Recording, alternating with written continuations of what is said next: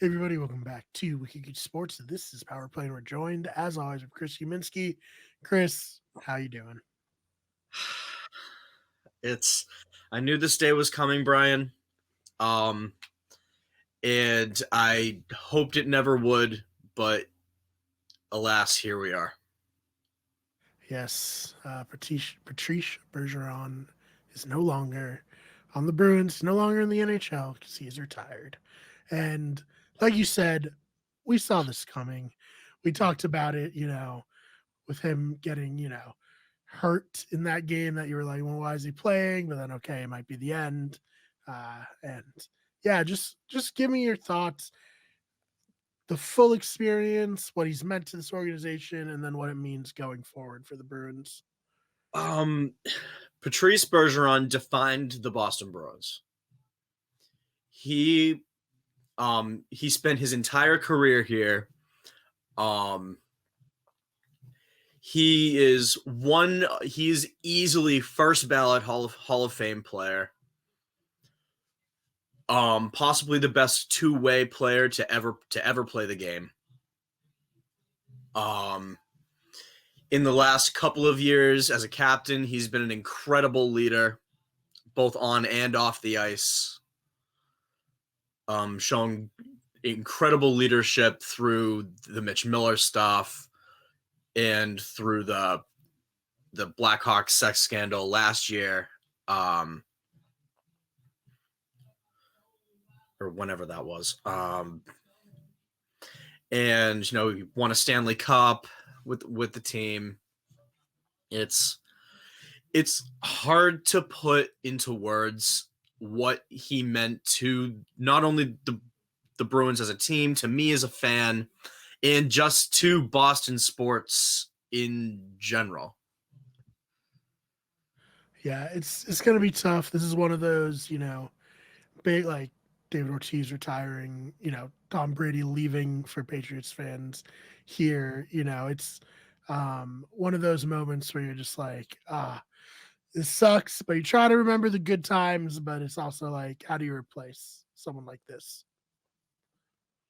Yeah, no, that's just one more thing that we have to deal with this offseason is now who's going to be the next captain, who's going to be that top line center, because now like the perfection line is now officially dead.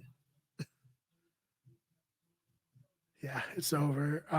Well, I guess in the short term, who do you see the Bruins replacing Bergeron with? Um, well, as far as that top line center position is concerned, I have no idea who they're gonna put there, if they're gonna maybe promote somebody or try to trade for someone. But as far as the captaincy, I think it's gonna be Brad Marchand. Um, there aren't a whole lot of other players that I could confidently put in a captain position right now. If not Brad Marchand, then maybe Charlie McAvoy. But I think Marchand, with just by having more experience alone, is the best option for this team. Yeah, and then I guess this kind of a weird time to have her retire. Do you think the Bruins knew all along that this was the end and they were kind of planning ahead? What's the feeling you get from the moves they've made? The moves they've made, I think every move they made was in anticipation of this. I don't know. I can't say for sure if they knew it was going to happen. Um, but I think they were going by like prepare for the worst, hope for the best. Right, right, and yeah, it's the worst, I guess now. I guess any what else like specifically do you want to talk about with this one? I guess just the legacy of Patrice Bergeron is unmatched. 37 is going to be in the rafters before long. Right. Um, I personally, my favorite Patrice Bergeron moment is the game seven comeback against Toronto. He scored both the tying goal to send it to overtime and the winner in that game. And so I think that's my all-time favorite Bergeron moment. Close second being his game-winning goal for the Stanley Cup. Yeah, it's tough between those two, but yeah, like you said, you expect his number to retired in the rafters, all that. Yeah. Hopefully, that'll be a special moment for everybody. I always personally enjoy those. When any team has their all-time great player come, and it's like a night dedicated to them. Yeah. So Yeah. Like we'll see there. he's gonna be in the Hall of Fame for first ballot. Hmm. Hmm. Is it how long is it a wait for hockey? 4 years or Um, I think it's that's a good question. I don't actually know. I know more about the Baseball Hall of Fame. right? Yeah, that's all right. Well, he'll be there nonetheless. So, Yes. looking ahead here, we got some stuff happening with the Bruins. We got some arbitration talk. Always exciting. Yes. So the Bruins are in a position right now where we have a very good problem to have, and that's that we have two starting caliber goalies. In Linus Ullmark and Jeremy Swayman. And Jeremy Swayman right now is in arbitration with the team, and that could go one of two ways. I feel like, and nobody knows which way it's going to go because the differences in what the Bruins are willing to pay him and what he's asking for is it's a big discrepancy. Well, yeah, but you got to do that as the player, right? You Yeah. gotta aim high so that when they do this arbitration, you can meet, in the middle somewhere. Yeah. I guess like the discrepancy is what has me worried. I know that Jeremy Swayman wants to remain a Bruin, but if there is another team that needs a goalie that offers him the money that he wants, like what happens? Right. Do we lose him for nothing? Yeah, it's kind of an interesting thing with like, the sports that do arbitration where the player can kind of put out their price, like you said, like this is what I think I'm worth.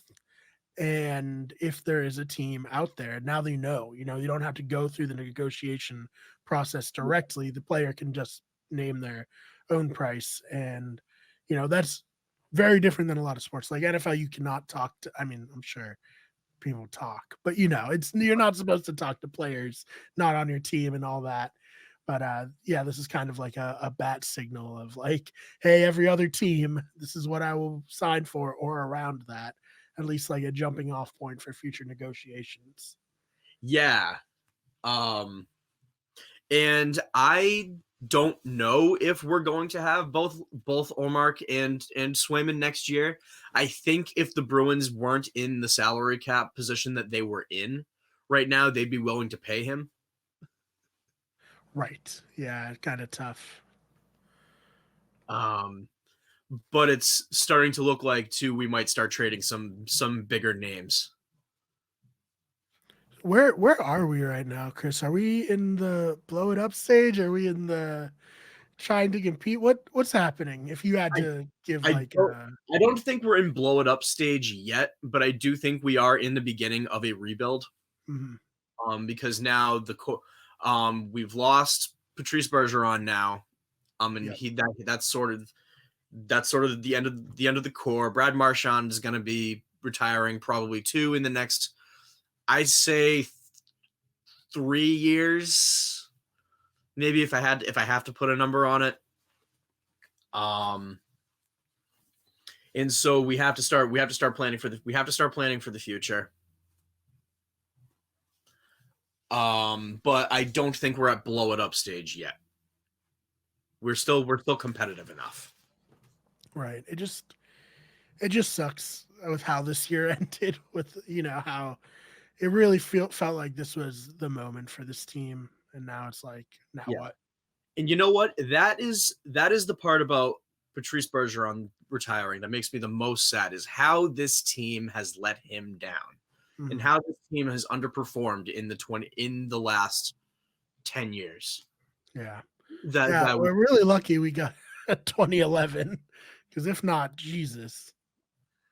Yeah, like that's like to me as a fan, it's despicable Mm. that they couldn't get that they after that amazing regular season last year, they couldn't cross the finish line. Yeah, I mean, and it does, not to like derail or compare, but it does remind me a little bit of the Celtics.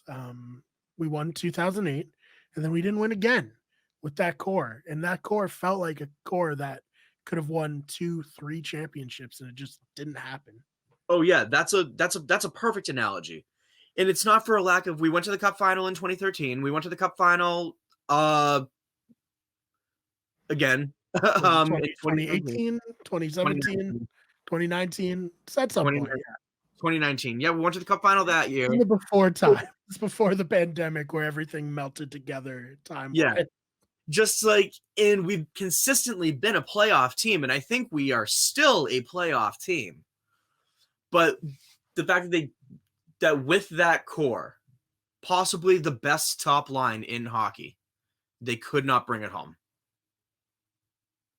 Yeah, I was looking at a chart the other day. I believe it was like the most playoff wins since I want to say 2010, and the Bruins were fourth there, and like the teams ahead of them were like Tampa. the Lightning, who won, a ton of titles, the Pittsburgh, who won multiple titles. So it's like, damn, we were, and then it may have been like more recent than 2010 because the Vegas Knights were on it also somehow, which like, that's crazy that they already have won so many playoff games, but like, it's just disappointing, like underachievers almost. Yeah, it is. But then if you look at the same amount of time, this was a chart that I saw for just wins in general in the last 10 years. The Boston Bruins are at the top of the list. They're a great regular season team. That's for sure. The winningest regular season team in the NHL in the last 10 years. You know how to get our hopes up. That's certain. That is what it's like being a Boston Bruins fan. You always have to be managing your expectations. Yep, it's crazy, and it's so funny because I feel like the Celtics are the same way, right now at least. It's like, oh, we're right there. It's the Could Garden. be our year any year. It's the Garden. Yeah, it's the Garden. But hopefully we'll get back to the promised land because I want to cover a championship run on this channel. Come on. It's probably not going to be the Dolphins, so like, let's do it, Boston teams. That would be great. What are you talking about? Man. The Dolphins are going to win the Super Bowl this year. I felt a little bit better about that before Jalen Ramsey hurt his knee. I know I'm putting off recording a Miami Minute about that because I'm so sad. But this is why we're doing this thing. Yeah, like, this is 4 days after. Mm-hmm. Yeah, even that is like, well, I could talk about the Bruins. That's much better than talking about Jalen Ramsey hurting his knee. That's awesome. Right. Oh man. All right, Chris, anything else you want to talk about before we get on out of here? Nope, I think that's it. I still technically have a Twitter account. I haven't been posting much on it lately, but I am still there. I am posting. Probably a better place to find me is on TikTok now. That's at Chris Uminski. Yeah, follow him there. I try to tag you when I put up the clips and that. So if you're following the Wicked Sports TikTok and you see a clip with Chris in it, you should be tagged in it, unless I'm an idiot and not doing that correctly. But yeah, other than that, you can follow me on Twitter, X, whatever they're calling it these days. I don't know. But yeah, I'm the fake BMAR over there. I'll probably be tweeting pretty frequently about Big Brother that starts next week, and I'm covering that on our podcast channel. So if you're not interested in reality TV tweets, might not be the move right now. Might want to wait until September when football gets going again. But yeah, other than that, you can follow the channel pretty much everywhere, Wicked Good Sports. And yeah, Chris, thank you so much for your time. All right, thank you. I'll see you all in the next one.